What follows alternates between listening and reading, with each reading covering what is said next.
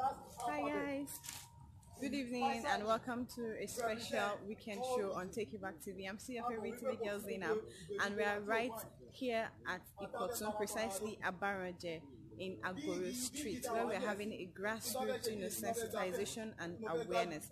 So keep joining, keep sharing, comment, and let everybody join and let's have fun. Tí Ọlọ́run Elédùmarè fi dínkì wa ó ń fara hàn níbẹ̀ ibẹ̀ la máa jókòó la máa gbàgbà sí la máa ṣe kíni la dẹ̀ máa gbé kíní síwájú tàbí ṣe kíni tàbí step down ó ti yé ibẹ̀ spicer it òun ni kókó manifesto ti African National Congress tó fi dá yàtọ̀ compared to every other political party in Nigeria, and that is what we are bringing out to every one of us to know today. The next phase of our agenda is the presentation of our party candidates within Alimosho, and at the same time, Olori Okobamba, the savior in town, the only figure, the only representative. AAC, take it back. AAC, take it back. Take it back. Continue, my dear. The only representative, the only man that stands sure to be a Nigerian, the only person that speaks the cause of the Nigerian, and he is no other person whom you and every one of us will know today. But before I go into introducing them in person, I will introduce to you our candidate within Alimosho, who is contesting for the office of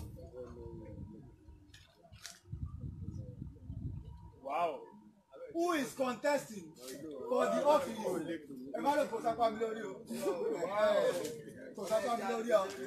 The person is Engineer Shola Akapo, who is running for the office of the House of Reps within Alimosho. He is the one. He's going to give you a briefing. Hear him at the speech. AAC, take it back. Take it back. Action. AAC, take it back. Take it back. Action. I remain Honorable Olushola Akapo. I'm vying for position of House of Representatives, Alimosho Federal Constituency. The reason why I'm vying for this position is I love to serve the public. That's number one priority. I have the zeal, I have the passion, and I've worked for the state government in Canada.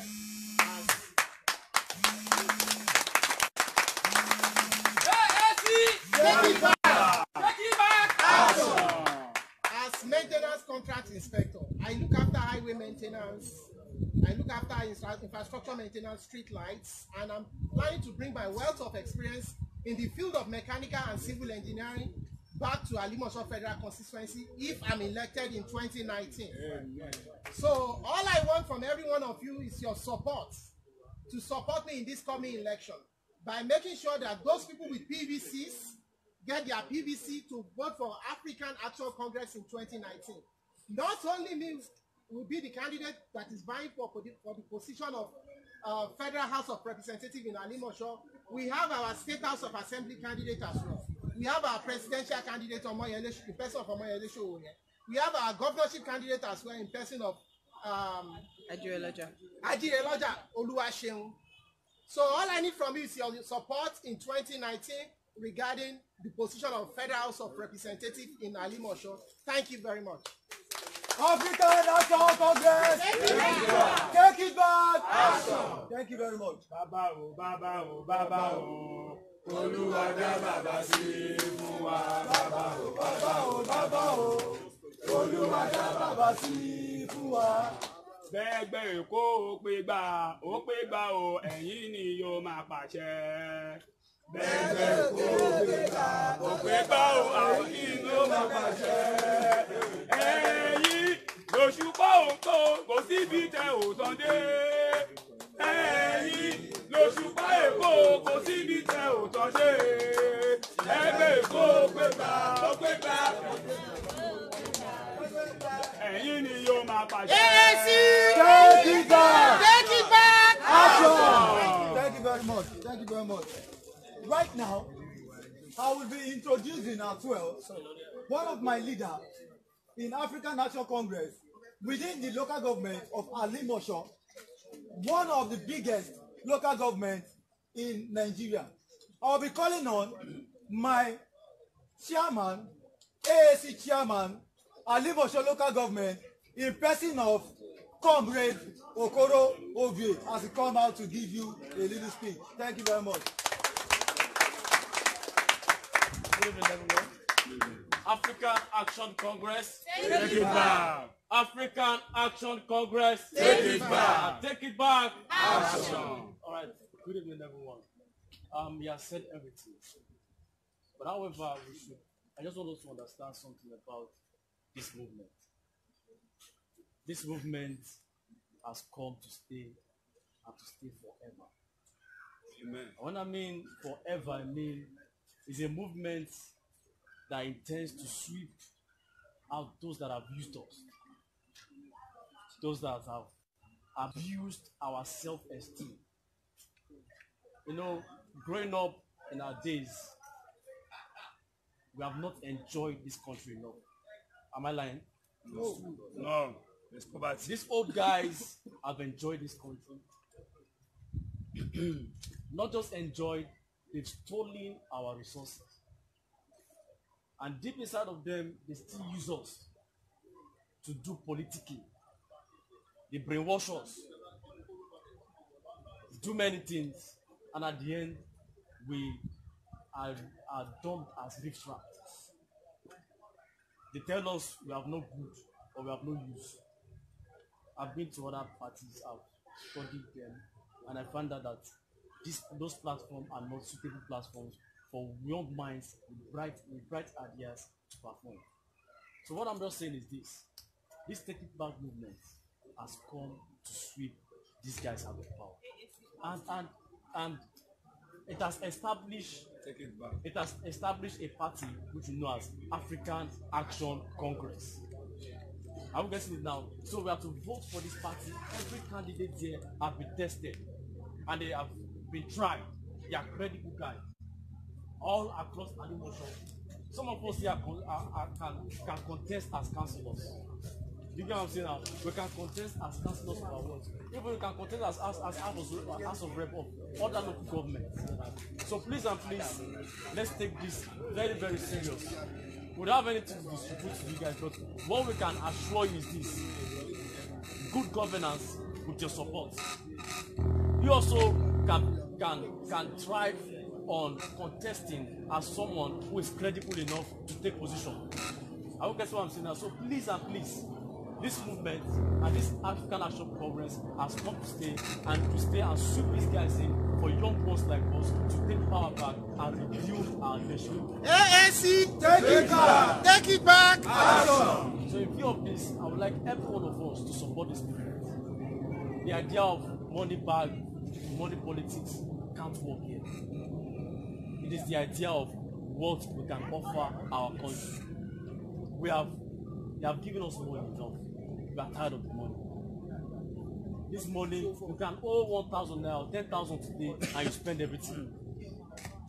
Am I correct? Yes, you can owe 10 and you spend everything. So that is. We don't need that. What we need now is good governance. In those days, you can use 1 naira to buy a lot of things. I remember when I was in secondary school, I used 5 naira to buy 3 naira rice. As a primary school, I mean, as a primary 2.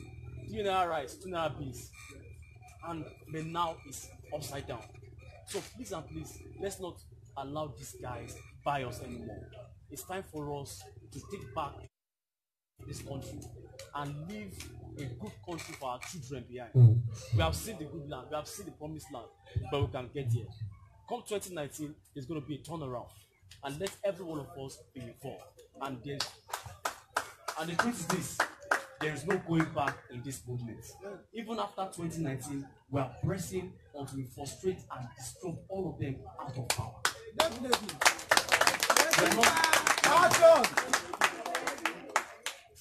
Either, Sowore said something. He said, and of which I believe will work against that. I don't think your PVC will count, because at the background they are doing something. Those of us, we are strongholds in all these polling votes, all these polling units. Let's not allow those talks come and take over. In our own individuality, we are strong. We can confront them. And this thing will speak for us. It will speak for our children. And it will speak for this for Nigeria and our generation at large. So let's endeavor to take this movement forward, to take ANC parties forward.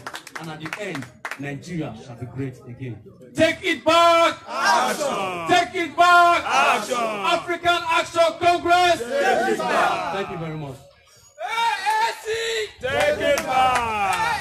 Take it back! Take it back! Action! Thank you very much. Right now, in a digitalized society that we have, our president, in person of Comrade Omoyele Sowore, wants to speak to every one of us. President. He's not here, but his presence is here. Listen to him. Hello. Hello, sir. Take it back! Take it back! It's also so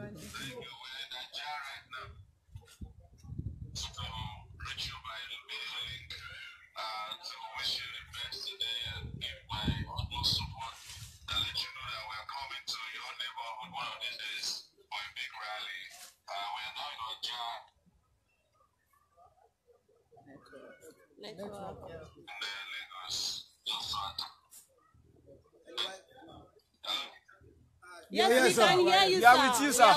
We are with you, sir. I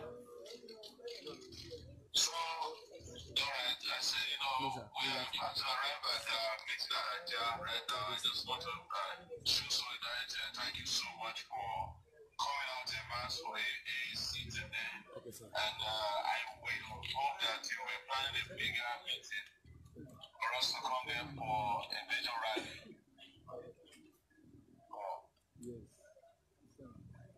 Yes, answer him. AAC! Take it back! AAC! Take it back! AAC! Take it back! Take it back! Action! Take it back! Action! Take it back! Any questions, sir? Hello, my president will be Omoyele Sowore. Good afternoon, sir. Nice to see you this afternoon on FaceTime. I think it's FaceTime, right? Yes. So we appreciate you talking to us this afternoon at Okerube Abaronje. Agoro. Okay. Agoro Street. Okay. At number 1 Agoro Street, Okerube. Yes. Constituency 2, right? Ward B in Alimosho local government area. So we are here today with about 50 members present to kickstart Ward B meeting, which happens to be under Alimosho Constituency 2. And we are very proud right now that we have been able to establish 3 wards in Alimosho Constituency 2. And in Constituency 1, we've had about 4 ward meetings in different areas. So right now, under Alimosho local government, we are really progressing. AAC is progressing in Alimosho local government area. Hello? Fantastic. Okay. Yeah, so... Okay. So we will need to plan a very big rally within Alimosho Constituency 1 and 2, because Alimosho is a very strong goal for us to win come 2019 election. And the fact that Alimosho is the largest... Okay, you said we'll plan something bigger. Yes, because Alimosho happens to be the biggest local government in Lagos State. So, and in Nigeria as a whole, right? And we have to make it a priority to ensure that we come out in flying colors in 2019 general elections. Thank you, Omoyele Sowore. Thank you so much. Nice talking to you. Thank you. Yeah, there was a bit of network problem. Now I can see you clearly, and I can hear you clearly as well. AAC, Take it back. AAC, Take it back. take it back. Thank you very much for your great audience as you listen to the voice of the man himself, who we have been saying about to. You saw him, you watched him, and you heard him. I want you to give yourself a round of applause for making it to this AAC graduate today. Give yourself a round of applause. Thank you very much. Thank you very much. Now, at this point in time, in the agenda, it is AOB, the hour of AOB. But before we go into the hour of AOB, our state executive in Lagos, AAC Lagos executives, few are live with us, but many of them are not here. But I would like to introduce someone to you.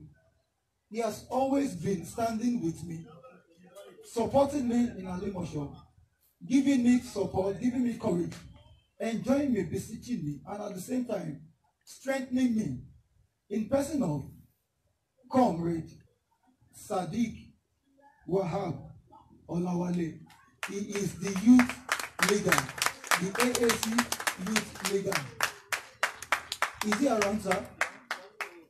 He is still doing what he knows how to do best for AAC. That's the reason why you could see he's not here. He has been working so well, so much for AAC and trying to quicken the heart of the youth towards the disposition of a greater and the best Nigeria to be. AAC, AAC, take it back. Thank you very much. At this hour, if any one of us well seated has one or two things bothering him or her, Today the address is number 1 Agro Street, Abaranjay, Kotu, Lagos. And at the same time, I celebrate you that today has witnessed a great turnaround that you are laying down for your children and for we, your children, and the children to come, who is ready to take up the cause of African Action Congress into a new and a dynamic, a greater Nigeria. I congratulate you for coming. Any one of us who is here, who has one or two things to ask, suggestion, opinion, addition, subtraction, or even a contrary opinion, you can have the floor right now. Anybody?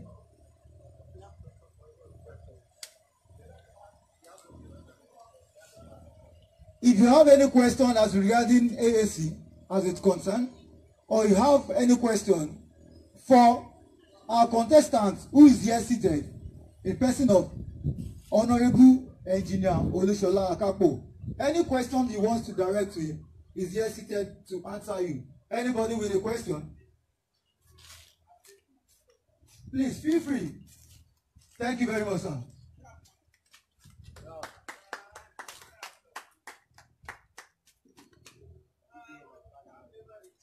You have to speak up.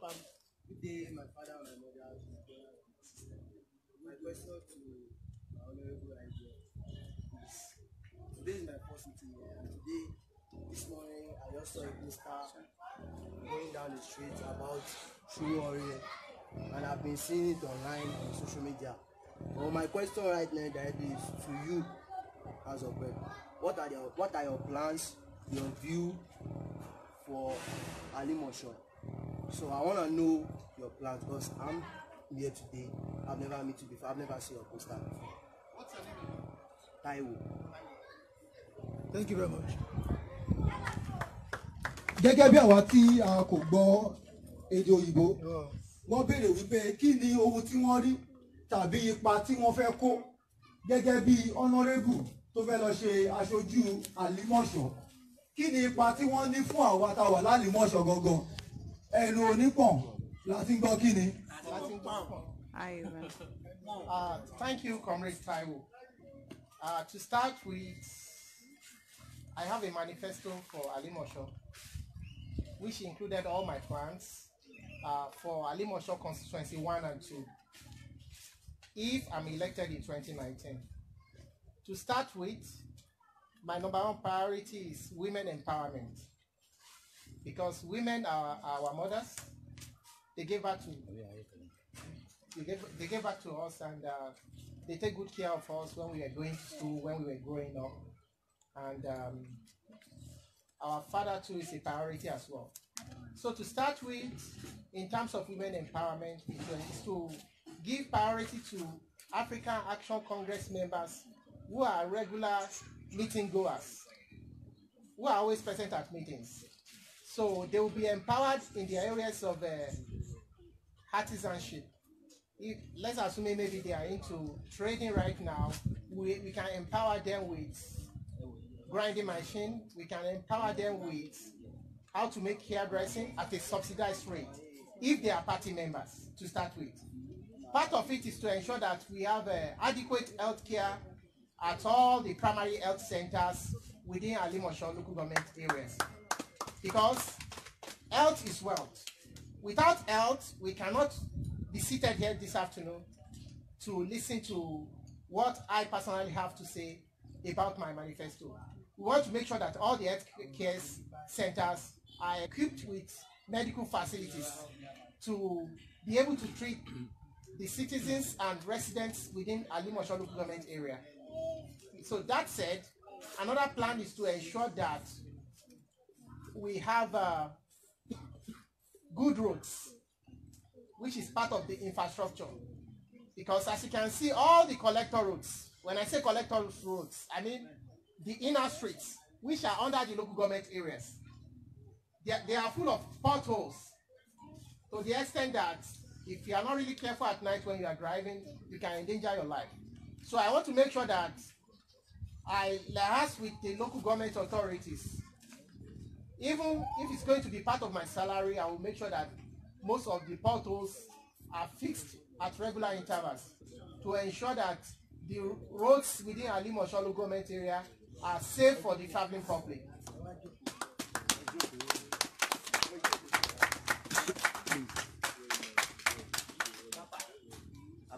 So that said, I also want to make sure that the federal project, which is going to be a priority, which I have to take seriously, because I'll be a committee on different projects if I'm elected as a lawmaker for representing Alimosho Federal Constituency.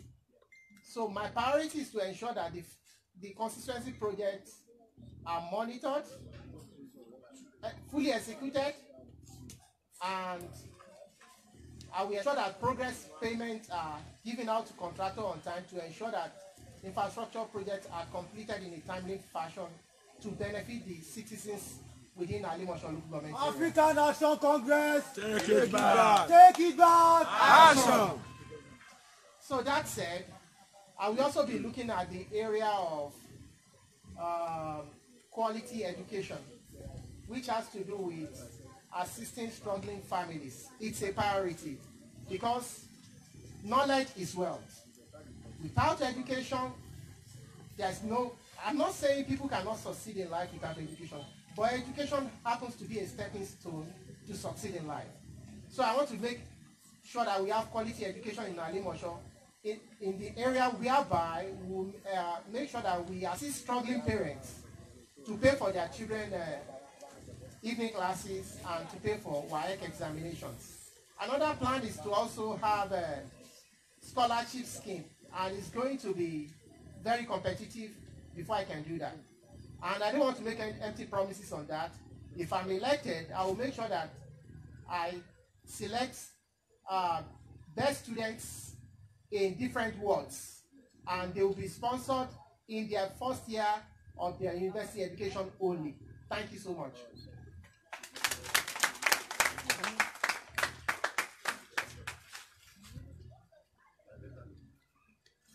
Thank you very much.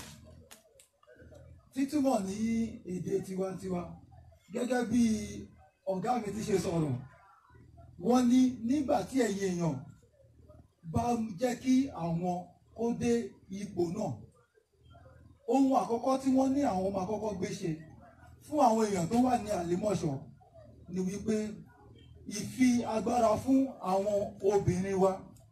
Ẹ má dẹ̀ gbàgbé ìyẹn ò yọ àwọn bàbá wa sílẹ̀. Wọ́n ní àwọn máa ran àwọn ìyá wa lọ́wọ́.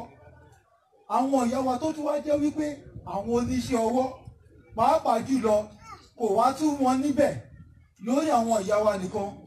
Ó tún wá wà lórí àwọn ọ̀dọ́ tá a jẹ́ oníṣẹ́ ọwọ́ tàbí àwọn tá a kọ́ṣẹ́ mọṣẹ́. Wọ́n ní àwọn ti ṣetán láti rí wípé àwọn fún yín ní àwọn ohun tí ẹ máa nílò láti lè ràn yín lọ́wọ́ lórí iṣẹ́ tí ẹ kọ́. Ìkíni ni àwọn bíi ẹ̀rọ ìlọta fún àwọn tí wọ́n ṣiṣẹ́ ẹ̀rọ ìlọta. Ìkejì nínú ohun tí wọ́n dárúkọ ni wípé ojú ọ̀nà tóóró tó gba gbogbo àgbègbè kọ̀ọ̀kan àdúgbò kọ̀ọ̀kan. Tá a bá rí pé kótó nípa débì báyìí àti tá a bá fẹ́ parọ́ tọ́ra wa àbá kòtò nígbà tá à ń bọ̀ àbí kò sí kòtò ń bẹ̀ ni. Wọ́n lẹ̀ ń gbowó yìí lóṣooṣù, wọ́n ń gbà ní ọ̀sẹ̀ọ̀sẹ̀, wọn ò sì tún kankan ṣe. Tó bá ti dìgbà election náà wá ṣe. Ṣùgbọ́n ọ̀gá mi wá fi dá mi lójú tó dẹ̀ sọ fẹ́ ẹ̀yin ará Ìlímọ̀ṣọ́ pé tẹ́yìí tí Ọlọ́run bá ti lè ràn ẹ̀yin lọ́wọ́ láti ràn wọ́n lọ́wọ́ láti débẹ̀ wípé àwọn máa make sure pé ojú ọ̀nà yẹn gbogbo ojú ọ̀nà tó ní kòtò jágere tó yẹ kó máa ń fa gbogbo ogun ásídẹ́ǹtì ìfarapa lójú ọ̀nà wa lálálẹ́ ni à ń ti ibiṣẹ́ bọ̀ ni àbá ń jáde lọ ni tó máa ń fà pé gbogbo ẹ̀ làwọn máa pinnu ní ọkàn wọn láti dí. Wọ́n ní báwọn bá tẹ̀ tún ṣe ń dí gbogbo àwọn pírójẹ́tì tí wọ́n máa ń ní gẹ́gẹ́ bí àwọn tí wọ́n máa ń ṣètò òfin ní ilé ìgbìmọ̀ aṣòfin tí wọ́n bá tẹ̀ bá yàn àwọn láti ṣàṣojú Àlímọ̀ṣọ́ níbẹ̀ wọ́n ní àwọn máa dúró tán láti rí pé gbogbo iṣẹ́ rere tó yẹ kó wọ Àlímọ̀ṣọ́ àwọn máa ní ìfọwọ́sowọ́pọ̀ pẹ̀lú ẹni tó bá jẹ chairman. Ìwà ẹ̀dẹ̀ má gbàgbé ẹ̀dẹ̀ mọ̀ wípé tí erin àti erin tí wọ́n bá jọ wà nínú igbó ẹ mọ̀ pé understanding ó máa ṣe kí ni ó máa ń yé pé ìyẹn wá túmọ̀ sí pé kẹ má gbàgbé AAC náà ń bọ̀ pẹ̀lú candidate tiẹ̀ fún chairman. Tẹ bá fẹ́ jẹ́ kí iṣẹ́ yẹn kó yọ ẹ dìbò kan àwọn tí ó lè bá wọn ṣiṣẹ́ gẹ́gẹ́ bí ìpinnu àti èrò kan náà tí wọ́n jọ ní. Wọ́n nípa àwọn ó máa bá àní tó bá chairman ṣiṣẹ́ papọ̀ láti rí wípé gbogbo ẹ̀tọ́ tó yẹ Àlímọ̀ṣọ́ tí ìgbésí ayé àwọn àtàǹgbé ní Àlímọ̀ṣọ́ tó fi máa da tó fi máa yọrí sí eré tínú wa yóò fi dùn wípé lóòótọ́ a ní aṣojú tó ń ṣojú wa nílé ìgbìmọ̀ aṣòfin kékeré wípé ìfarahàn ẹ̀ àwọn yóò rí pé gbogbo ẹ̀ ló tẹ̀ wá lọ́wọ́. Wọ́n dẹ̀ tún sọ wípé ìkan nínú àwọn nǹkan tí wọ́n tún ní lọ́kàn létò láti ṣe fún wa òun ni lórí ẹ̀rọ ìwé kíkà tí a ń pè ní education. Gbogbo alámọ̀ bí education ṣe ṣe iyebíye.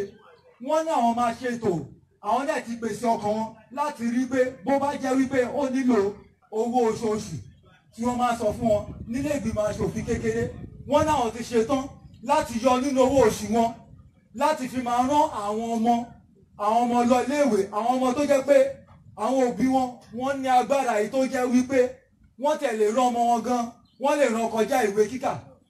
Wọ́n náà ti ṣetán láti ṣe kíni láti ràn wọ́n lọ́wọ́.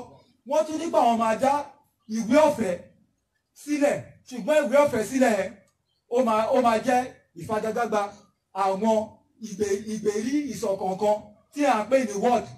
Wọ́n ní àwọn máa dá sílẹ̀ táwọn bá lè dá sílẹ̀ wọ́n tún wá ní àwọn ò lè wá sọ̀rọ̀ lórí àwọn nìkan ṣùgbọ́n tẹ̀yin ènìyàn Àlímọ̀ṣọ́ tẹ́ bá lè jẹ́ kí wọ́n débẹ̀. Wọ́n ní àwọn máa ṣètò ohun gbogbo yìí fún àwọn ọ̀dọ́ láti lè jàǹfààní ẹ̀.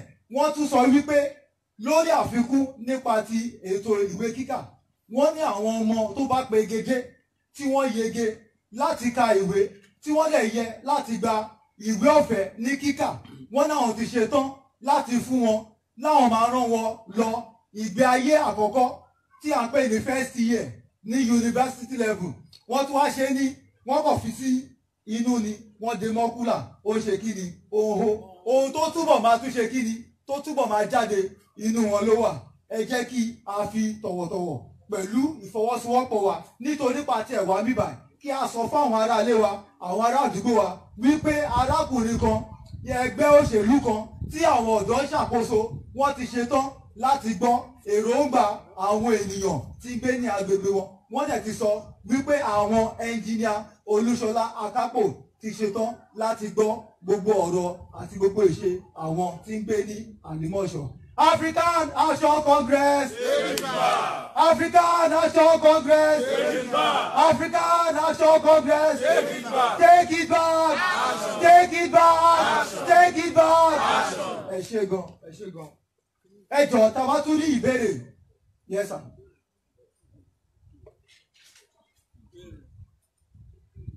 ACC. Take it back. AAC. Take it back. Take it back. Action. Ẹ jọ̀ọ́ èmi á wá ní èdè Yorùbá.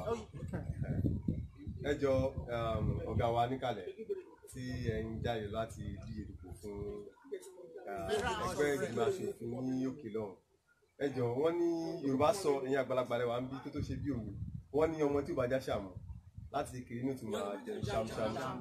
Ẹ jọ̀ọ́ ẹ̀yin gẹ́gẹ́ bí ẹnìkan ẹ dákun ìjẹ́ lè sọ àwọn kọ̀ọ̀kan tó yẹ pé kó tó di pé ó di èní yìí gan kó tó pẹ́ fẹ́ jáde láti lọ represent wa fún àwọn nǹkan yìí àwọn kan wọlé ti ṣe tó ti fara pẹ́ àwọn nǹkan yìí tó yẹ pé àti ìdúró lè fi alọ́kọ̀ balẹ̀ pé tẹ́lá ti lè débẹ̀ gan àwọn nǹkan tí ẹ ti ṣe tẹ́lẹ̀ yẹn ẹ sì máa embark lórí ẹ̀ níjà ọkùnrin bẹ̀ ẹ jọ abẹ́ gbọ́ àwọn nǹkan tó ti fi sẹ́yìn tí ó fara pẹ́.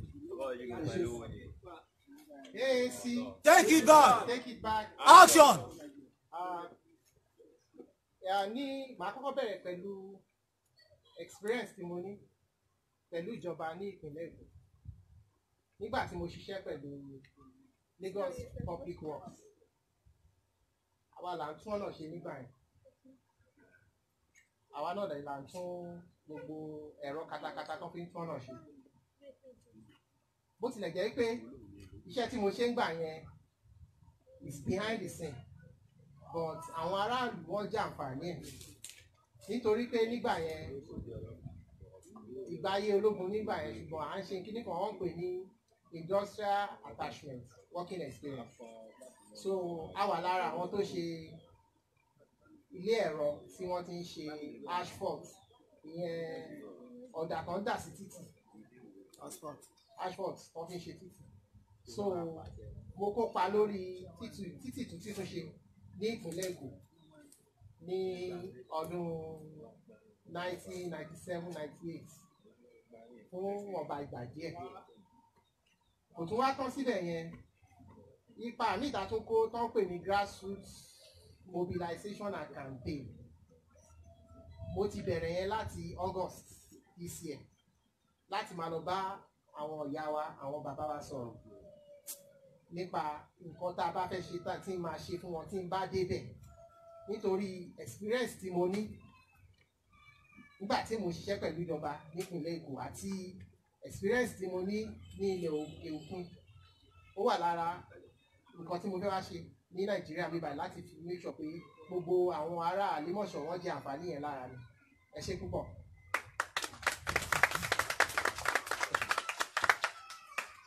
Ẹ ṣé gan.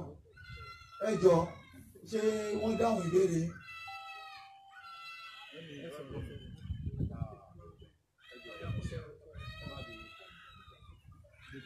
Mo rò pé àyè gbọ́ láti express mind. Ẹ jọ̀ọ́ AAC. Take it back. Action. A wà ní grassroots báyìí. Ẹ jọ̀ọ́ ní pé nǹkan tí ẹ mú wá gẹ́gẹ́ bí ìdáhùn yẹn èmi ò wá satisfy ẹ má bínú because tẹ bá jáde síta ni pé nǹkan tí mi béèrè ni pé àwọn empowerment àwọn contribution yín sí àwọn ará àdúgbò bóyá ará àdúgbò yín ni ará agboolé yín ni bí tẹ́ ti jáde wá kí ni àwọn impact yín nínú life wọn ládùúgbò ni àwọn nǹkan tẹ́ ń sọ yẹn ń sọ̀rọ̀ nípa manifesto yín àwọn tẹ́ ti approach because bẹ́ẹ̀ ṣe wà ní wọ́n ní òkìtì tí yóò bá ta gba ìlú ìta ní ojú ìyàbá ẹ̀ láti kọ́ yàtà ẹ máa ń láti lè contribute sáwọn family àbáwọn wọn tó jẹ́ ó lè má jẹ́ àtàgàn ó lè jẹ́ àwọn family yín kí ni àwọn ipa yín lára wọn tẹ́ ti ṣe tẹ́lẹ̀ rí kó tó di pé ẹ̀dọ́pẹ́ fẹ́ jáde báyìí. Ẹ ṣé púpọ̀ ní fún àwọn ọmọlé ẹ̀kọ́ bó tilẹ̀ jẹ́ pé mi ò gbé sí ní arugẹ mo lè fọwọ́ sọ̀yà pé mo sanwó WAEC èèyàn méjì as part of quality education tó dẹ̀ ní record ẹni tí mi ò lè mọ̀ rí ni ó yẹ pé ẹni yẹn náà ó lè fọwọ́ sọ̀yà sí ẹni tí mo dẹ̀ sanwó wà ẹ̀kẹ́ náà under Ìfàkọ̀jàyè local government ló wà.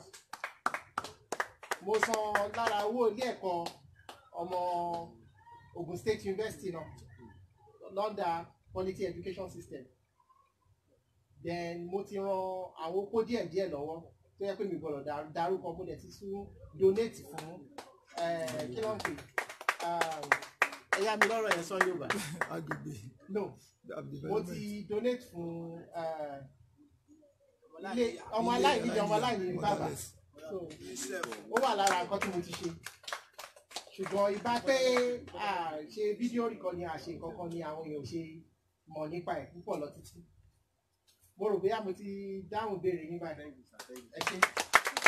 Ẹ jọ ìbéèrè yẹn o máa fẹ́ torí àkókò. Àwọn mélòó ló ń fẹ́ béèrè ìbéèrè ní ìsìn? Let them mark.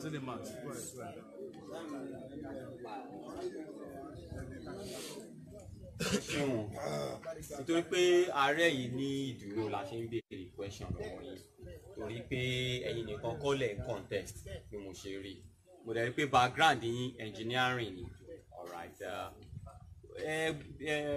ẹnìkan béèrè question kan lẹ́yìn lẹ́ẹ̀kan nípa manifesto sí ẹ̀dẹ̀ sọ̀rọ̀ lórí ẹ̀ mi wà satisfied ni mo ṣe fẹ́ béèrè tèmi lórí ẹ̀. Nǹkan tí ẹ fẹ́ lọ fún Federal House of Rep ni ó dì pẹ̀lú kẹ́mà nípa enacting of laws. Ẹ sọ nípa laws or bills bíi mẹ́ta tí ẹ ti ní ní mind báyìí pé tẹ́ bá débẹ̀ ẹ máa gbé síta ìyẹn ní iṣẹ́ yín ò sí nínú pé ẹ̀ ń ṣọ̀nà ẹ̀ ń ṣe this ẹ̀ ṣe. Ẹ ṣé púpọ̀. Ìdí tí mo fi ń jáde iṣẹ́ tí mo fẹ́ lọ ṣe bẹ́ẹ̀ ni pé iṣẹ́ amòfin mo dẹ̀ ti kọ́kọ́ sọ ní èdè òyìnbó bóyá ẹ̀ tí ìdèdè ń gbà ẹ̀ nítorí pé nǹkan tí wọ́n béèrè gangan lórí question wọn ni pé kí ni mo máa ṣe fún àlèmọ́ṣọ̀ tí n bá débẹ̀. So lórí bill the number one priority nǹkan tá a máa ṣe health care ó ṣe pàtàkì náà health care bill láti ṣe jẹ́ wípé gbogbo federal medical centers irú route ń sìn federal ni because ìwọ̀nba ni mo lè ṣe lọ́dà state hospitals but federal hospitals máa make sure pé wọ́n equip ẹ̀ dáadáa then kì wá ń ṣèyẹn nìkan oògùn táwọn èèyàn ń lò tára ò bá yá kì í ṣòwò kékeré náà fi ń rà bọ́n ṣe máa wá pàṣẹ bíìlì yẹn fún àwọn tó bá jẹ́ pé wọn ò níṣẹ́ lọ́wọ́ láti máa ra oògùn yẹn ní owó pọ́kú tí kò wọ́n jù tó jẹ́ pé ìjọba ló máa fara gbá iye tó kù nínú ẹ̀ láti lè jẹ́ pé kó jẹ́ pé àwọn èèyàn wá rí ìdánilárayá tán bá lo àwọn oògùn wọn torí ọ̀pọ̀lọpọ̀ èèyàn ló ti kú kú òjijì nítorí àìrí owó hospital san ọ̀rọ̀ hospital yẹn dẹ̀ ṣe pàtàkì gan ilé ìwòsàn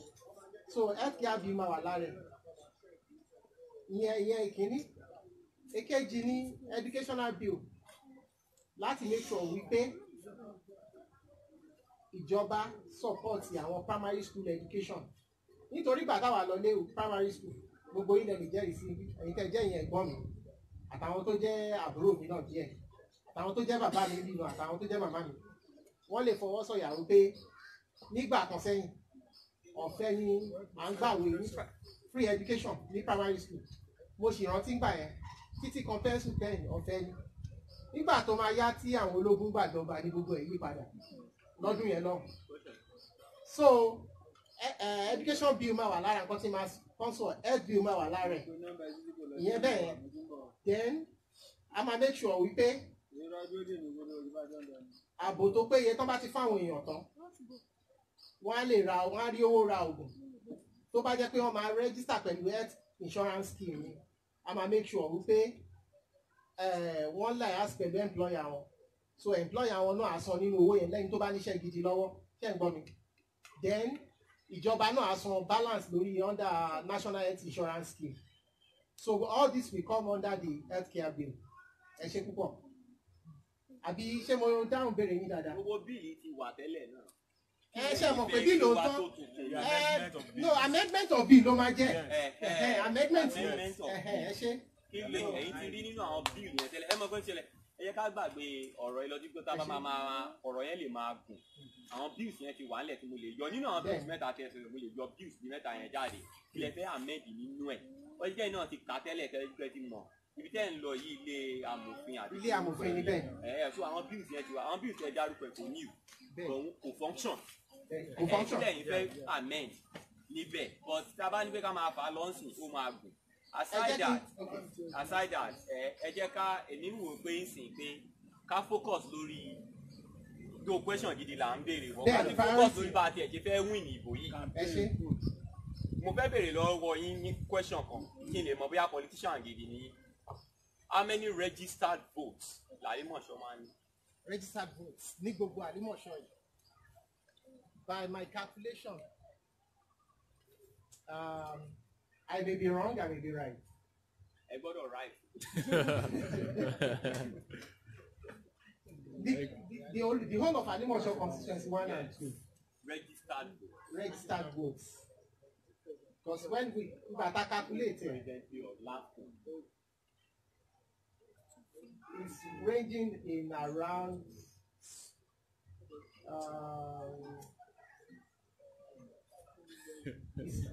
within the range of 200,000 votes. I may be wrong. All right, sir. Ẹ̀kọ́ tó máa ṣẹlẹ̀ ní pé chairman ẹ máa get back sí mi. Grassroots là á wà. So ẹ máa get sí wa later. Ọ̀dà o. Ẹ ṣe gan. Pẹ̀lẹ́ ẹ̀ẹ́dẹ́mọ̀kọ́yà béèrè ẹgbẹ́ gbáǹsà ni. Why am I holding on?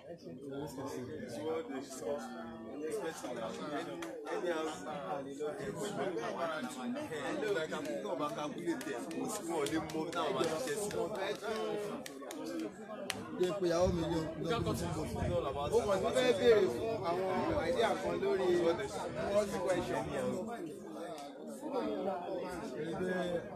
Hello.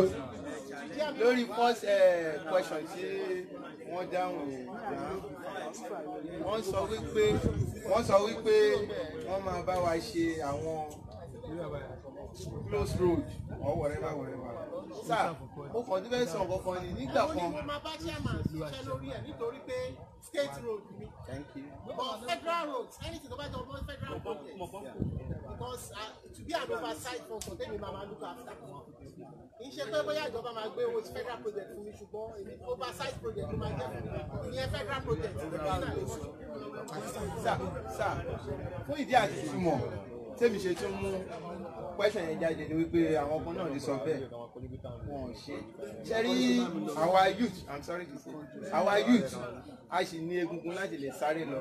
Ṣé rí àwọn ìyá wa àwọn bàbá wa nígbà kan wọ́n ti sáré láti lè máa sáré olóṣèlú yìí nítorí pé kí ni omi ti gba ilé mọ́ so many of them àwọn ọ̀nà míì láti lè wọlé tí wọ́n dẹ̀ ti kọ́ ilé láti lè máa fi jẹun tọ́mọ wọn ò dẹ̀ lágbára àwọn olóṣèlú dẹ̀ promise ní Àlímọ̀ṣọ́ ẹ̀dẹ̀ mọ̀ kómi sọ̀rọ̀ àyè àwọn máa ṣe drainage canal ṣe gbogbo omi ti gba ilé mọ́ so many of them ẹjọ́ àwọn kan tó ti sọ bẹ́ẹ̀ síwájú ẹjọ́ ṣé àwọn ìyá yẹn kí wọ́n lè tún sáré because our youth ní sẹ́lómi lè sá lọ Ghana Togo pé kóun lè fi lọ ọ̀sùn láti lè fi àwọn ìyá yẹn tí wọ́n wà ní wọ́n dẹ̀ ń ṣe láti lè sáré àti lè gbé yín débẹ̀ ẹjọ́ kí ni nǹkan tí ẹ máa ṣe fún wọn lórí àwọn nǹkan yẹn ọtí ẹ̀mí pẹ̀lú àwọn ọ̀nà tí ò dá wọn àwọn bíi canal wọ́n ń gbé ó ti tún gba ilé mọ́ wọn lọ́wọ́. ṣé federal roads ni àbí state roads ni àwọn tẹ̀sán? So as you are saying it bẹ́ẹ̀ sọ pé ẹ̀ ń bọ̀ ẹ rí so many places tó ti wrong the same area so ni mo ṣe tún advice yín láti lè tún rán yín létí because àti lè gbé yín débẹ̀. So àwọn ọmọ ẹgbọ́n ká gbogbo gbogbo tó bá fẹ́ lọ́kọ̀ ó ṣẹlẹ̀ sí lórí àwọn òpópónà tí ò dá pẹ̀lú ògo Ọlọ́run tí bá di lawmaker ní under Àlímọ̀ṣọ́ federal constituency tó bá jẹ́ wípé mẹ́mbà pàtì wa ló jẹ́ chairman ní under Àlímọ̀ṣọ́ a tún wá ṣe dáadáa jù bẹ́ẹ̀ lọ So ìrògbà mi ni pé lẹ́yìn táwa bá wọlé after 4 years kọ́ bá máa ṣe chairmanship elections lágbọ́rọ̀ Ọlọ́run African Action Congress Party wọ́n á ní chairman ládìmọ̀ṣọ́. Nígbà yẹn lọ̀rọ̀ máa tó sọ nígbà yẹn ìrànlọ́wọ́ máa tún wá láti federal level láti ran state náà lọ́wọ́. Kóòtù gbogbo àwọn ọ̀rọ̀ wa ṣe. Action. Take it back. Take it back. Mo rò bóyá mo ti answer question yín bẹ́ẹ̀. Ẹ ṣé.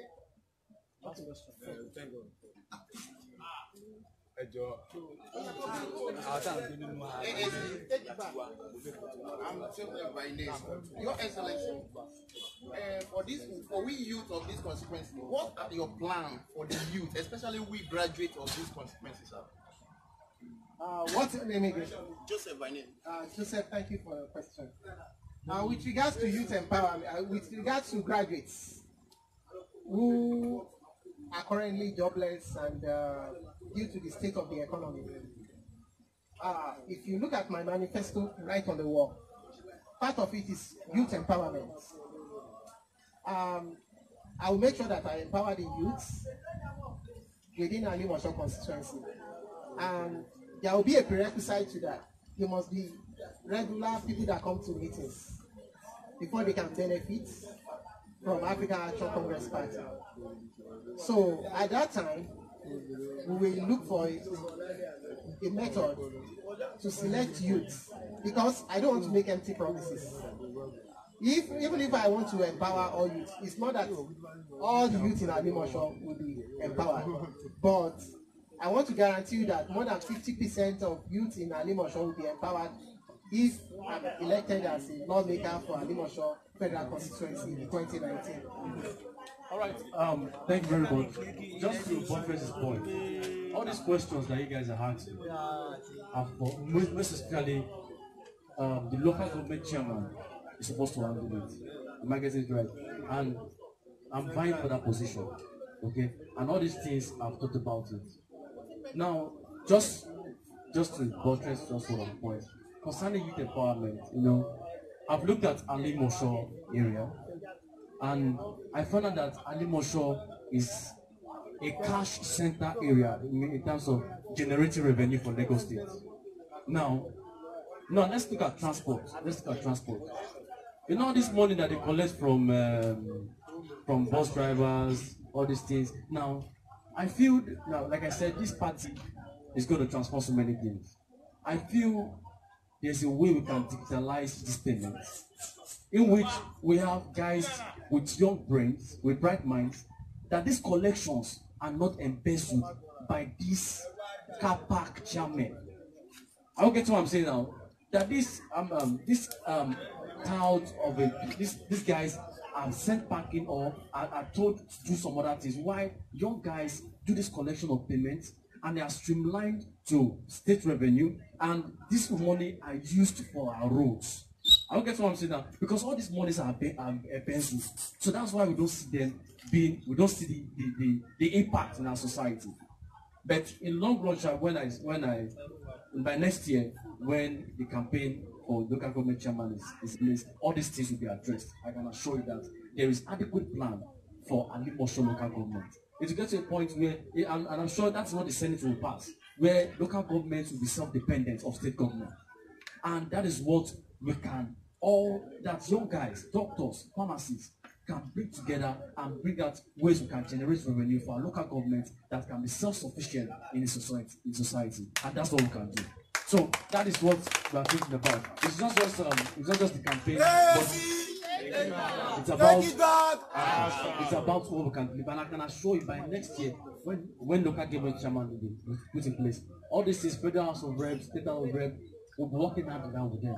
And I can assure you there's adequate plan for Alimosho to be self-sufficient.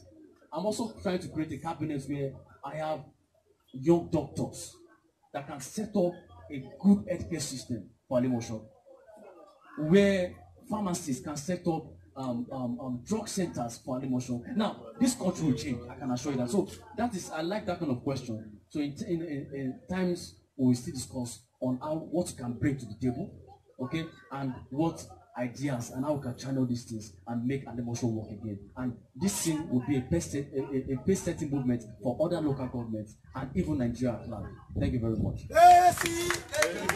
Take it back. Thank you very much. I guess at this point, at the day, ìgbàgàdé ìròyìn tí àwọn ìbéèrè wa wọ́n ti dá wa lóhùn bó tilẹ̀ jẹ́ pé ẹ lè ṣe máa wò pé ó ṣì kù ṣùgbọ́n nítorí àkókò wa a dẹ̀ rí pé ojú ọjọ́ ti bẹ̀rẹ̀ sí ní ṣe kíni ó ti yí padà kó má di kó máa ká ọmọ bíbà yẹn ṣùgbọ́n mo máa fẹ́ kẹ́ fi sùúrù àti ọkàn pẹ̀lẹ́ kí ẹ fi ọ̀rọ̀ àgbà ohun tí a mú wá fún yín wípé kí ẹ bá wa ṣe kíni kí ẹ bá wa kú dání kó má kọ̀ dàbí wípé a kò gbé yín wá sí bíbà yẹn a ti dé ìpele tí a fẹ́ fi ètò ìpàdé wa rọ̀ sí nípa bẹ́ẹ̀ kó tó dé pé a máa fi rọ̀ mo máa fẹ́ kí gbọ́ ọ̀rọ̀ kan láti ẹnu kan lórí ìpàdé wa yìí àti ohun tí ẹ rò wípé ó lè ṣe wá ní àǹfààní fún ẹ̀yin àti àwa gbogbo alápapọ̀ ká lè jèrè bẹ̀ ẹjọ́ ẹnìkan mo lè máa fẹ́ kí àwọn ọmọ mi wa tàbí àwọn dádì wa tó wà lórí ìjókòó kí wọ́n rí nǹkan sọ ní àṣeṣí àkókò ilẹ̀ less than 30 minutes wákàtí ọgbọ̀n péré ìṣẹ́jú ọgbọ̀n péré 30 seconds.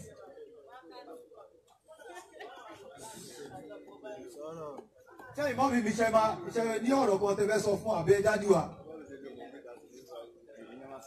mọ́ mi ṣe ẹ máa ṣe lọ́rọ̀ tẹ́ máa sọ fún wa.